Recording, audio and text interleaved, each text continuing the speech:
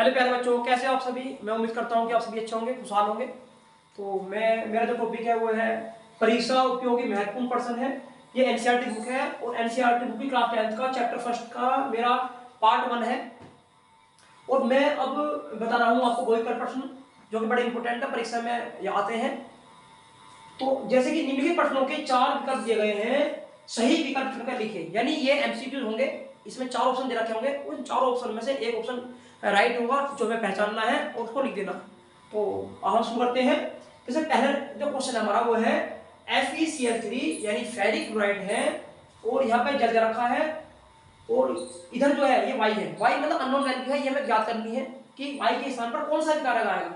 अर्थात मेरे पास FeCl3 है, जल भी है और Y के स्थान पर नहीं है, कुछ भी अभिकारक नहीं है, इसका पता लगाना है। और मुझे प्राप्त हो रहा है FeCl2 यानी फेरस क्लोराइड मेरे पास है जो प्राप्त हुआ है, सल्फ्यूरिक अम्ल मेरे पास हुआ है और HCl है।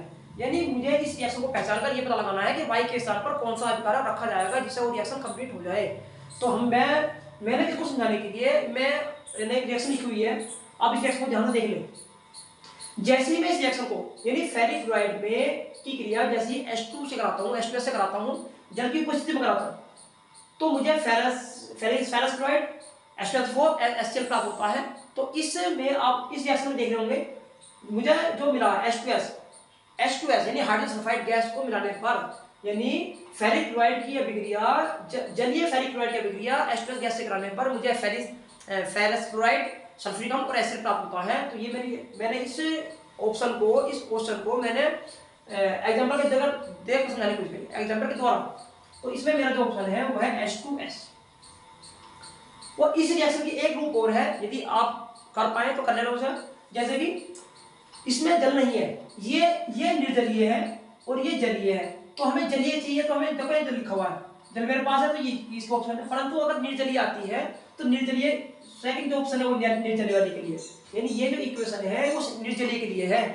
तो आप इसमें फेरिक क्लोराइड है, ये H2S से रिएक्शन कर रही है।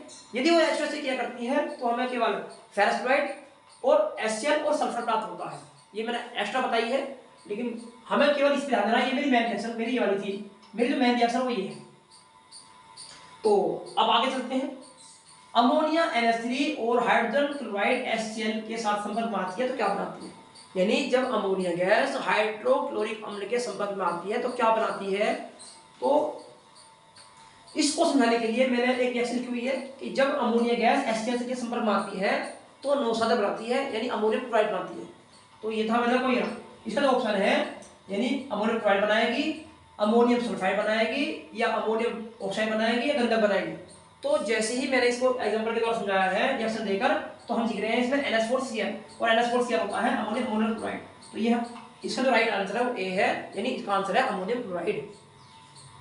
अब है हमारा थर्ड में क्या बताया गया कि NH4Cl है। जब NH4Cl आयन में टूटती है, देखो ये NH4Cl यानी ये अपने आयन में टूट रहा है, NH4 आयन को लेकर अलग हो गया है और Cl अपने आयन को लेकर अलग हो चुका है। तो और ये उत्पन्न अभिक्रिया है, यानी इसको इससे ये आयन में टूट होता है और ये जुड़कर भी इसको बनाते हैं, अर्थात ये उत्पन्न अभिक्रिया है जो आपको दिखाई दे रहा होगा एरो रिएक्शन है उत्पन्न अभिक्रिया। लेकिन हमें क्या करना, इसमें जब आयन टूट रहे हैं तो यह आयनिक वियोजन है, इसमें टूटना यानी वियोजन और आयन टूट रहा है तो वियोजन अभिक्रिया। तो ये है हमारी आयनिक वियोजन अभिक्रिया। अब है नेक्स्ट, वह अभिक्रिया जिसमें आयनों के विनिमय से नए यौगिक बनते हैं कहलाती है प्रतिस्थापन अभिक्रिया, उभय अपघटन अभिक्रिया या योगात्मक अभिक्रिया या वियोजन अभिक्रिया। इस रिएक्शन को मैंने एग्जांपल के द्वारा समझाया है। तो इस रिएक्शन को समझाने के लिए मैंने क्या करा, देखो मैं इसे समझाता हूं इस प्रकार। मैंने एक एग्जांपल लिया है उभय अपघटन रिएक्शन को समझाने के लिए। इस पर होता है Ag पर पॉजिटिव चार्ज होता है, NO3 पर होता है नेगेटिव चार्ज और इसी प्रकार K पर पॉजिटिव चार्ज और इस पर होता है Cl पर माइनस नेगेटिव चार्ज। तो हम ये देखते हैं कि ये इनके जो आयन होते हैं वो आपस में विनिमय होते हैं यानी एक्सचेंज होते हैं। जैसे कि AgNO3 का जो पॉजिटिव है वो इस वाले अभिकारक के पॉजिटिव साथ जाएगा, इसका पॉजिटिव इसके नेगेटिव साथ जाएगा और इसका जो पॉजिटिव होगा इसके नेगेटिव साथ जाएगा, यानी इनके आपस में आयन चेंज हो जाएंगे। तो इस प्रकार इसे बोलते हैं विनिमय अभिक्रिया या उभय अपघटन। इसका नाम है उभय अपघटन अभिक्रिया। इसका दूसरा नाम है द्विविस्तारण अभिक्रिया। अब करते हैं फिफ्थ, निम्नलिखित में से क्या रासायनिक अभिक्रिया, क्या रासायनिक परिवर्तन है?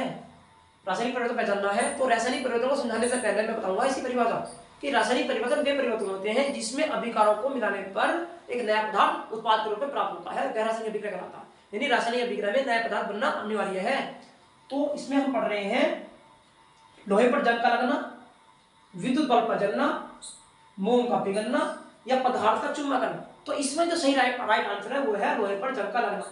लोहे पर जंग का लगना अर्थात लोहे पर एक प्रकार की भूरे रंग की परत जम जाती है जिसे बोलते हैं फेरिक ऑक्साइड, इसका नाम है फेरिक ऑक्साइड और जिसे हम जंग कहते हैं। इसको भी मैंने एग्जांपल के द्वारा यानी रिएक्शन के माध्यम से समझाने की कोशिश करी है। तो देखिए ध्यान से, ये मैंने रिएक्शन ले रखी है। जब मेरे पास कोई लोहा होगा और लोहा किसके संपर्क में आएगा, लोहा ऑक्सीजन और जल के संपर्क में आएगा। जैसे ही लोहा ऑक्सीजन और जल के संपर्क में आएगा तो एक प्रकार का पदार्थ बनाएगा जिसका नाम है जल योजित फेरिक ऑक्साइड। यानी लोहे ने जल और ऑक्सीजन के संपर्क में आने से एक फेरिक ऑक्साइड नामक पदार्थ बनाया है जो कि भूरे रंग का होता है और जिसे हम क्या बोलते हैं, जंग बोलते हैं। तो ये था मेरा जंग का रिएक्शन, देखो ये था फेरिक ऑक्साइड नाम है इसका। तो इसमें आएगा लोहे पर जंग का लगना, क्योंकि लोहे पर एक जंग लगकर नया उत्पाद बन चुका है भूरे रंग का, तो ये जंग है। अब आइए सिक्का, लोहे पर जंग लगना किस प्रकार की अभिक्रिया है? लोहे पर जंग का लगना किस प्रकार की अभिक्रिया है? तो क्योंकि लोहे, देखो इसी रिएक्शन को दोबारा समझाने के लिए, लोहे पर जंग का लगना, लोहे का जो जंग लग रहा है वो ऑक्सीजन की उपस्थिति में लगा, अर्थात लोहे के साथ ऑक्सीजन जुड़ रही है। और जब ऑक्सीजन का योग होता है जिस अभिक्रिया में, जिस पदार्थ के साथ ऑक्सीजन का योग होता है उसे हम बोलते हैं ऑक्सीजन अभिक्रिया। तो यहाँ उसका ऑक्सीजन हुआ है, तो इसमें ऑक्सीजन इसका राइट आंसर है इसका। यानी हमारे पास 4 ऑप्शन थे, 4 ऑप्शन में से ऑक्सीजन इसका राइट आंसर है। अब है 7, हमारे शरीर में भोजन का पचना किस प्रकार की अभिक्रिया है? यानी अपघटन अभिक्रिया, ऑक्सीकरण अभिक्रिया या उदासीकरण अभिक्रिया या अपचयन अभिक्रिया। तो हमारे शरीर में भोजन, जब हमारे शरीर के अंदर भोजन जाता है तो भोजन हमारे शरीर में जाने के बाद छोटे छोटे पार्टिकल में टूट जाता है, यानी उसको क्या होता है, अपघटन हो जाता है। तो यह हमारा अपघटन अभिक्रिया है, अर्थात हमारे शरीर में भोजन का जो पचना है वह एक अपघटन अभिक्रिया है।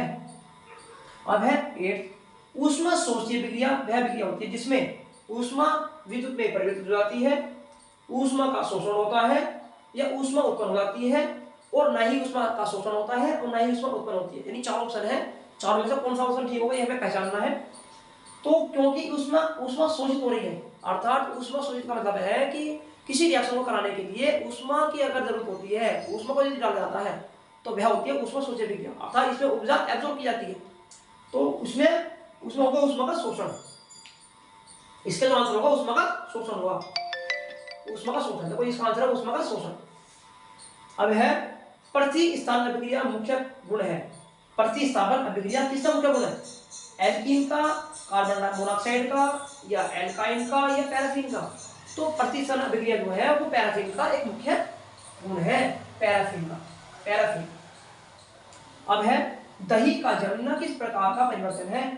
क्योंकि दूध से दही को बनाया जा रहा है, जैसे ही दूध से दही को बनाया जाएगा एक नया पदार्थ दही के रूप में सामने आ रहा है, तो यह एक रासायनिक अभिक्रिया है। जैसे मैंने आपको बताया भी रासायनिक अभिक्रिया की परिभाषा के बारे में। तो दूध से दही का जमना यह एक रासायनिक परिवर्तन है, यानी इसका जो सही आंसर है वह है रासायनिक परिवर्तन। तो ये थे मेरे महत्वपूर्ण परिचय उपयोगी भौतिकल। मैं उम्मीद करता हूँ कि ये वीडियो आपको समझाई होगी। यदि ये वीडियो आपको समझाती है तो इसे लाइक करें, कमेंट करें, शेयर करें। धन्यवाद, थैंक यू।